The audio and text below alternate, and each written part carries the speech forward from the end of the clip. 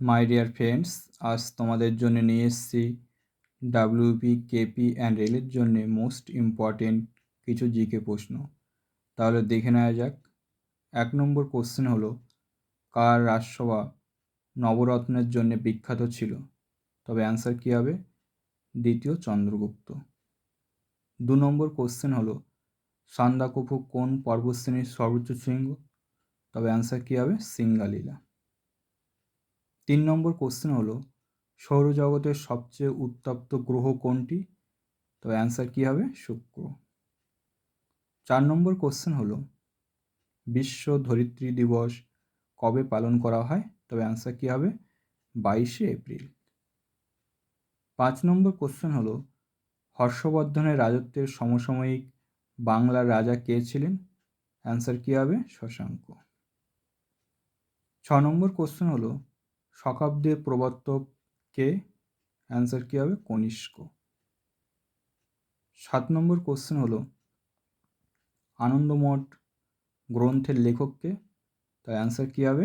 বঙ্কিমচন্দ্র চট্টোপাধ্যায়। 8 নম্বর question হলো, কোন বায়ু বাণিজ্যিক বায়ু নামে পরিচিত? অ্যান্সার কী হবে? আয়ন বায়ু।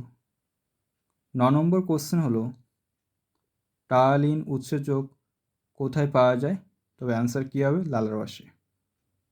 10 নম্বর কোশ্চেন হলো, পূর্বঘাট পর্বতের অপর নাম কি?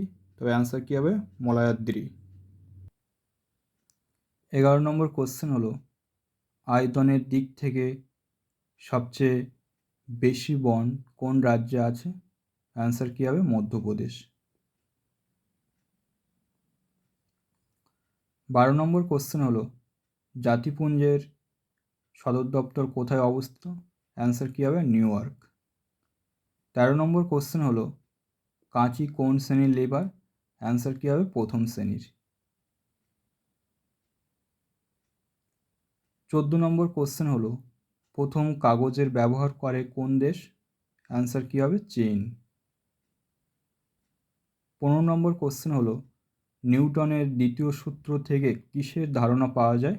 অ্যান্সার কী হবে? বলের পরিমাণ। 16 নম্বর কোশ্চেন হলো, হুমায়ুন নামা কার লেখা? অ্যান্সার কী হবে?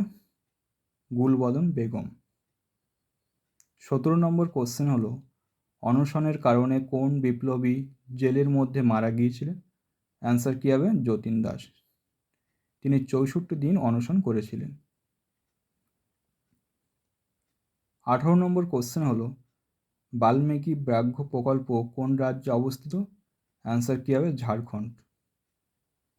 19 নম্বর কোশ্চেন হলো, কালো সীসা কাকে বলা হয়? তবে অ্যান্সার কী হবে? গ্রাফাইট। 20 নম্বর কোশ্চেন হলো, বক্সাইট উৎপাদনে ভারতের কোন রাজ্য প্রথম স্থান অধিকার করে? তবে অ্যান্সার কী হবে? উড়িষ্যা। আজ তাহলে বন্ধুরা এই পর্যন্ত। যদি তোমাদের কাছে এই টপিকটি ভালো লাগে তবে চ্যানেলটিকে like, comment, share and subscribe করে দিও।